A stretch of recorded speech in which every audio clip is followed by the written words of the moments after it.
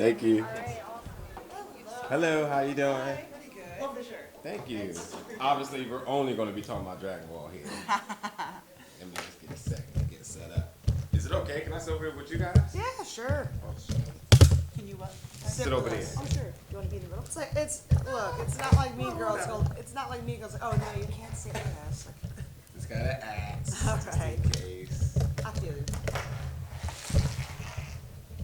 How you guys doing today? Good. Somehow I'm awake despite all the shenanigans yesterday. Yeah. Battle Bridge was awesome. And I stayed up to see some of the panels late at night, and that was awesome. Nice. Honestly, right here. All right, cool. Yeah. I feel like there's so much pressure because, like, bringing in the show, I just say something, but like, since you guys are professional, I feel like I gotta tap into my inner Bruce Buffer. And, Oh God. can I hit a spin or anything too?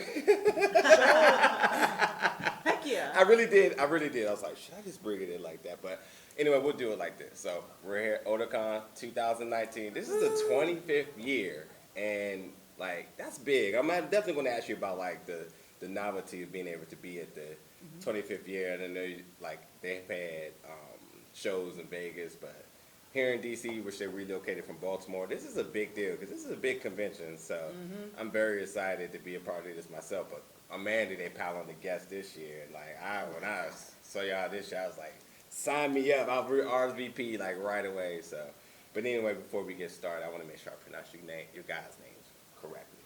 So obviously the first names are very easily, but Serena DeJesus. Okay, cool. And the softball outlaw, obviously, and the happy warrior, Roxanne Modafferi. Modafferi. I had it. But yeah, fighting out of the fight capital of Las Vegas, Nevada, the mecca of all the sports actually. That's why I moved there. Same here. Yeah, talk about that actually, because like for us, it's a tourist town. You go have fun for whatever suits your needs, but a lot of people migrate there. I guess some probably the most world-renowned gyms and so forth. But yeah, what was the process of moving? I went there for the Ultimate Fighter. I was living in Japan at the time. Yeah. My hometown is Pennsylvania and Massachusetts, but I moved to Japan to teach English and train, of course. The Ultimate Fighter season 18 was taking place there, so I thankfully got on the show, and then I learned about some good gyms there in the area, Syndicate. Yeah. And after I got out of the show, I decided to move somewhere, either California or Vegas, and then I decided Syndicate. Right on. So I took a very complicated roadmap to Las Vegas. So when I started training, I was working, I was in college, and I was training. So every summer I would do a traincation somewhere. So 2013 it was Thailand because I did Muay Thai fights and I wanted to go get better. So go to the motherland, try and find Scott, do cool shit. You know what I mean? So yeah, I did that. I wanted to go in 2014, but there were riots, so I didn't. So me being a fan of this one, I actually messaged her. I'm like, hi, Thailand went to hell in a handbasket. Can I please come train with you? And I was like, oh, a fan, cool, sure, of course you can come. Like, many people ask me if they can come train with me, and I just say yes. Yeah. So I'm like, oh my God, she responded. So I'm like, okay, here's my itinerary. See you next month. And then I came, Oh, cool. yeah. So I came and we just became best friends, and she kind of gave me the encouragement, like I could become a mixed martial artist, because I was originally thinking that it might not be great for me right now, that maybe if I become a scary Muay Thai fighter first, then maybe. But Muay Thai fights fell apart after I broke someone's ribs in a fight, so everybody heard, and it was hard to get fights, and it still technically is hard to get fights. But after all that, I won my first mixed martial arts fight in Philadelphia. She got me onto a reality show, a local reality show for mixed martial arts. And then I just, after bouncing back and forth from Philadelphia and Vegas, I knew I had to stay in Syndicate because that's where everything was. So I decided to move there and just uproot my whole life, and it's been great. That is awesome. And it's a really courageous thing because, like, the American, like, roadmap is school, college, job, and vacations during, spring break. That's just the idea blueprint of how you should do it. So the fact that you were able to recognize what you wanted to do really early and actually beg yourself and leave your home state, that's also a really big thing. A lot of people just were willing to do it. And you say from Pennsylvania. Now, how many of your friends still in Pennsylvania? Not so many, actually. Really? Well, I made more friends in high school. Oh, yeah.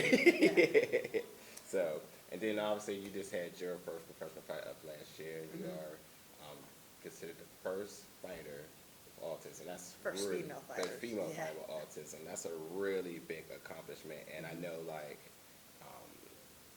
you being a role model for tons of zillions of people. And I know you get asked this question a lot, but I like to be able to capture this, like, on film or whatever. But, like, what is the emotion, like, even hearing that and, you know, seeing your younger role models, and you're going to walk around the con, you're going to see other people who's going to recognize that and thank you, maybe not just for being a fighter, but just for taking the chance on yourself and being able to be, you know, an icon or something.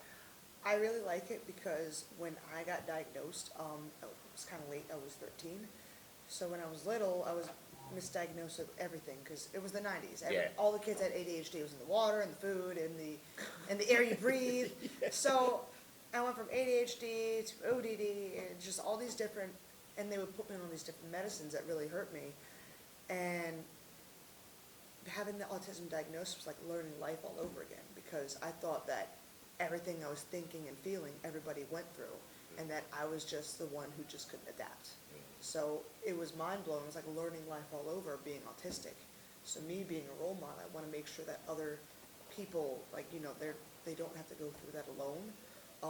I have siblings who are also autistic, and training has really brought the best of them. I have a brother who's 15, 6'3", 195 pounds. Jeez. It's like Olivia Armstrong and Alex Armstrong in the building when we walk in. And he's a freshman. He was a freshman varsity wrestler in high school. Now he's going into sophomore, but he still wrestles like you wouldn't believe, and it's rough. Like, it's funny when we're standing up, he does not like going with me, and when he takes me down, I'm like, this is bullshit. But I like what I do because I also run self-defense seminars back in Las Vegas for autistic kids and their families because autistic people are statistically likely to get more bullied and picked on because they're perceived as weak. And we had a major incident that just happened in Las Vegas in the news, so it kind of makes me happy that I'm doing stuff like that to hopefully prevent more of these things happening. Awesome. Thank you so much for that. That's really passionate.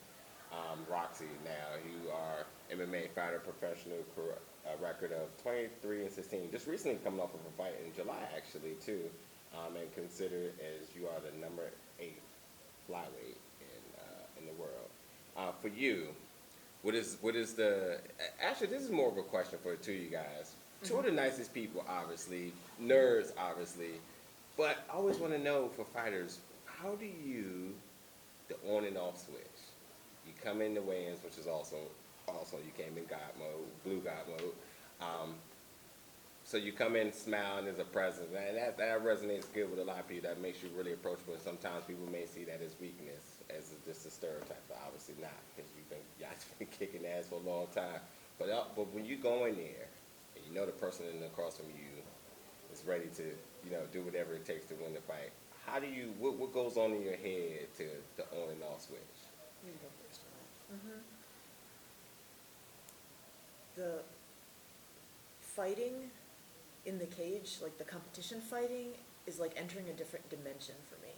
It's like a different state of mind, you know, kind of like, not like the upside down, but like you enter a different reality, I feel like, where I don't really think consciously. Everything outside the cage disappears, and I really only hear my coach in short-term memory when he speaks to me. Like if he asks me, what did I, like, do you remember, did you hear anything? I don't remember. I don't remember half the fight. Like, it's like a really weird instinctual thing. So no matter what emotion I have going into the cage, whether it's like happy or sad or whatever, that all disappears. It's just like, I'm there. So, and that usually happens, that changeover usually happens right when the cage door closes and I'm looking at my opponent and I tell myself, like, get ready for violence. You have to do what it takes to win the fight. So I've had times in training where I think, like, oh, I don't want to elbow anybody. I'm peaceful, la la la. Yeah. But then in the fight, I'm like, but Yeah, notably, y'all, a lot of your wins are from elbows. So. But I feel no emotions. Yeah. And I like to quote the Jedi code: "There are no emotions. There is peace." You know, I don't feel anything at all in there. You know, so that's kind of the switch. Like I don't use emotions. It's just calculate. Like, all right, now I have to jab. Now I have to punch. Now I have to duck. Like I'm just thinking about what techniques I have to do.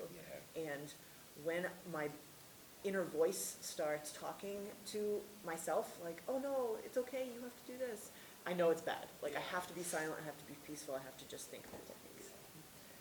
For me, it's kind of the switch flips. It's like, if someone's trying to card drag, you're like, oh, wait, let me just warm up my hamstrings real quick or some shit.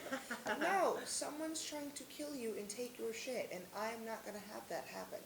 It's like, I'm going to fight my ass off. I'm either going to kill you, or you are going to, it's going to be a long night for you trying to get rid of me. And that is the name of the game. It's like, it's me or them. And I love myself a lot more than I love the other person. So, it's just how the story goes. Yeah. Another question for you guys. Now, I was raised by 2 women, so this whole idea of like women kicking ass and being able to do whatever they want in the world is like old news to me. But all of a sudden, it's like a big movement. Like, oh wow, this person's done this, person done that, and I get it, good, but like this is nothing new. But for you guys, now that the platform and the recognition is now becoming clear, what does it mean for you guys to know, like, for you to feel that and be like part of that? Now people are actually respecting and recognizing that. It's so cool because, you know, I have had a long career actually. So I remember the days where people were like, oh yeah, women, like you fight over there. Like it was the women's organization, like, or the men's organization, like in Japan especially. It's kind of, it used to be still like that. I think now lately it's been changing over. It was changed over more in America first. And I do admit that the general level of female fighters used to be a little bit lower. But I think now it's evened out more. Females are headlining the cards. It's so exciting for me, especially to be part of that, you know, and I was the main event once, so it's really cool. I like it because I feel like I kind of jumped in the right spot in the right time, because I remember watching her and her stuff, and then, female, you know, mixed martial arts for us were not exactly on the highest tier or like highly respected. In fact, we still hear some dumb shit, and I'm just like, these fuckers wouldn't even say it in my face if they got the trick. It's like, come over here and fight me, but I really enjoy it because it gives me hope for the future for like people who jumped in like when I did, and people who are still jumping in right now. Like it feels like we have a bright future ahead of us. Yeah. It's always the thing I'm really, really working hard at is, you know, when I look at professionals and any athlete, you're not a female MMA fighter. You're an MMA fighter. You're not a female. Yes. Yeah. That's my thing. I'm the movement I'm trying to be. You just made her day right there. The hashtag like women's MMA pisses me off. It makes no sense. Like, you are a fighter. And like you said, no one's, and I hate the whole like, oh, you're really good for a female thing. Like, what the hell does that mean? Exactly. Okay, let's talk. Would I say that to a dude if he could, like, I don't know, sew real, like, oh, you sew real well for a dude. Exactly. I don't know. And even competitive sewing contest. And even still, people don't do stuff like that because, like, obviously, a more traditional occupation as a nurse is a female job. But no one says you're a really good male nurse. Yeah, my dad's an RN. He's been one as long as I've been alive, and I've heard no one say, "Oh, you're a great male nurse." It's like, no, he's a great nurse. Like. Yeah, we got to get past some of these stigmas, people. All right, Nerdum, let's talk about some stuff. We're at Otakon, obviously. Now, from all the times you guys kicking ass, we know you're Dragon Ball fans. I wish we was going to have time. I was going to try to see if I could get y'all to do the fusion dance. But we'll save it for another time. But what are you guys watching right now? What else is capturing your attention besides Dragon Ball? Lately, I've been watching Promised Neverland. Oh, yeah. Of course, My Hero Academia. Yep. I just started Dr. Stone. I gave One Piece a few years break. Now I'm continuing it on episode 758. Yes. Dude, 758 episodes. I might just watch that one last night. Yeah. What else? I'm watching My Hero Academia. I'm watching Fire Force because I was a firefighter when I was in high school and That's college. so good too. So I have to kind of wait now because unfortunately the Kyoto animation fire.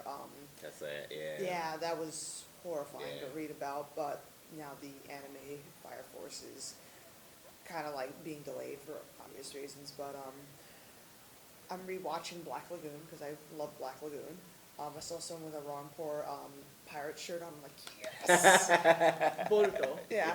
Boruto. So yeah, and I also rewatched Jormungand because I do like my animes that are set in fantasy, but I also like animes that are somewhat realistic. Yeah. So Jormungand with gun runners, and then of course Black Lagoon with modern day pirates doing illegal shit, but cool legal shit. Yeah, right. So All right, to Dragon Ball now. Now, you all caught up?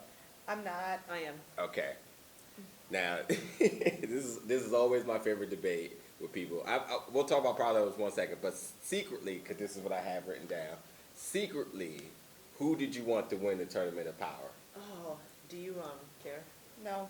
Okay. Go for it. I expected Goku to win, Oh. but I kind of wanted. I mean, I knew Vegeta wasn't going to win. Yeah, We all. I know I wanted him to we win. all. I was surprised at who actually won. I didn't really know who was going to win. I just assumed Goku, but then I really liked Vegeta's battle. That was Yeah, cool. They gave yeah. him they made him really cool in that one. Yeah. I'm really happy Piccolo got to look strong again. Exactly. Like, friggin' bringing the guy back. He was my favorite character forever. Yeah. So I guess to answer your question, I expected Goku to win. I gotta say, of my two big tearjerkers of the tournament was Master Roshi, like, geez, like, It was cool. all the way through. And then Krillin, because, like, Krillin was just, like, Goku's best friend. Even when Beerus and everyone else Yeah. doubted him, Krillin was like, I was talking about, he always levels up. Don't worry about this, he got this. And Number one hype man. Exactly, like, he was legit his best friend throughout the whole time. I asked Sean Krillin was Schimmel that one time. I was like, do you have a friend like Krillin who just has your back no matter what? Exactly. Seriously. I was about to ask you something else, and it just slipped my mind really quick. Was it about Dragon Ball? What did we say just a second Who do ago? you want to win the tournament? It was something else I was about to ask about Dragon Ball. Oh, the power level thing. Now here's the other question. All right, now did you see the movie? Please tell me you see the No, I movie. didn't. Look, I am a workaholic and a trainaholic. I can respect that. I can respect that. Doesn't finish anime. I don't have to binge watch. The famous question everyone wants to know: who is stronger between Jiren and Broly? Who do you think? Who? Between Jiren and Broly. Oh, Jiren. Yeah. Dang. She's actually racking her brain about this. Well, Jiren didn't actually get overwhelmed by power. He just lost by rules. I remember I just watched the movie like last week. I'll put some things in perspective. Broly's really raw, still trying to figure out his power, not much technique, and technically was about to lose. This is what I always tell people. I say Ultra Instinct is like when Goku really goes beyond his limit and he doesn't know what else to do, so he just gets to another level. Mm-hmm. But he wasn't pushed towards that with Broly. He actually had to figure out another way to get stronger, so they fuse, which is Oh, like, yeah, that's right. So I always say, I always feel like Jiren Jiren. is, yeah. All right, so now, before we just wrap it up, since I'm coming up on my time, what do you guys want to do for us at Con today? You finish up on some of this press stuff. Just enjoy all the sights and sounds and stuff before we have to fly back home and resume our normal life of training our butts off and teaching our kids. That is right on. And I like seeing just people walking around in costumes. Yeah, I was it's just about to great. get So cool. Everyone's cosplaying is so cool, dude. yeah, and again, like, yeah, what does it mean for you guys? You're here at the 25th anniversary. I mean, this is a really big year for cons. It San really Diego's is. was 50th last year, and this is So 25th. cool, This like- con stuff is never ending. Yeah. I came here in high school with my high school friends with Evangelion shirts on because that was like the thing back then. Yeah. And it's just so cool to be brought back here and be able to participate and be guests. Like, Yeah, it's so cool. that's right. That's Same right. here, because I came when I was in high school, and it was awesome. It's like it's like a sense of belonging. It's like these are our people. These are our people. Yeah. Like even as fighters, like these are our people. This is like who we were before we became fighters, and it's great. I to go be, in with like my cosplay to the gym. I'm like, Coach John, look, I have this awesome rash guard. He's like, What? Captain Marvel. I'm like, no, it's all night. yeah, Like, sir, That's nice, please. Roxy. I need Exactly. 5 minutes. yeah, exactly. So we're now kind of getting in that area where now MMA and nerd culture are kind of colliding. We have Israel Adesanya, for example, who's like probably one of the most famous Dude, weavers of our Israel time. Adesanya in the UFC. So we What fought a on the character. same. We fought on the same card. We did our weigh-ins. Yeah. Okay, I did like what is the fire Oh, yeah, symbol. yeah. He like did like a 20 Yeah, combo. I I was like, all right, We you got win. Luis You Pena, win. because like you see his walkout shirt, it's him as Afro Samurai. Oh, that's right. And he also loves anime. Like, we have Nico Price, and we have even other fighters who have like umbrella tattoo here, the Avatar Earth symbol here and shit. I'm like, fuck yeah! It is. It's Mike Chiesa has a Dragon Ball tattooed on his leg. Yeah. It's amazing how, like, for the younger years, we had to be, you know, shy to be a nerd, and then Yes. now you I've come never here. had to. Really? I did. I'm 10 years older than her. Oh, yeah, okay. I'm 32, Well, so I in was the definitely in that 30s. era of like. I was always scrappy, and then in high school, I became that chubby powerlifter. So I came into in my anime club, and they're all like, "Is she supposed to be here?" Slammed on all my books. I'm like, yes, the fuck I am supposed to be here. And they're like, oh my god, she's one of us, because they never anticipate someone who's athletic, or even though it was fat, like athletic, to be like into the culture. And I'm like, I am. So That's they- right. So I was always the protector of the nerd herd, as they called me. Cause I needed one of those. it's like, Serena, this person's picking on me. Who? And then I would just come over there. So. One quick question. I know my time's up really quick for you, Ross, really fast. Now, notably in your a list of fights, and somebody notably that stood out to me was Shayna Baszler, who is now transitioning to WWE in the wrestling world. What does that mean for you guys, knowing that there's a whole nother path for you after you are ready to hang up the gloves? It's really, really cool, and I'm so happy for Shayna that she found that. I can't talk crap to save my life. Like, I am not a great actor. Well, kind of. She's come a long way since I've helped. This is true. We like staged a fight in the lobby, but then I tried to go out and smack talk her. I was like, "What are you doing with those shin guards there? Kickboxing sucks." So, like, trying to like provoke her, and I'm like, "Oh my god, why did I just say that? Like, that was horrible." So I don't know. Not for me personally, but I got you. We'll talk more on the plane. She tutors me in so many things. The least I can do is help her with her smack. This is what best friends do. you there with the shin guards. Oh my god, why did I just say that? She's gonna be DMing you next, like, "Hey, can I come work out with you soon?" Well, I appreciate talking to you guys so much, and I hope you have a good rest of your con. Thank you. Thank you so much. You too. We're gonna try to get a picture real quick.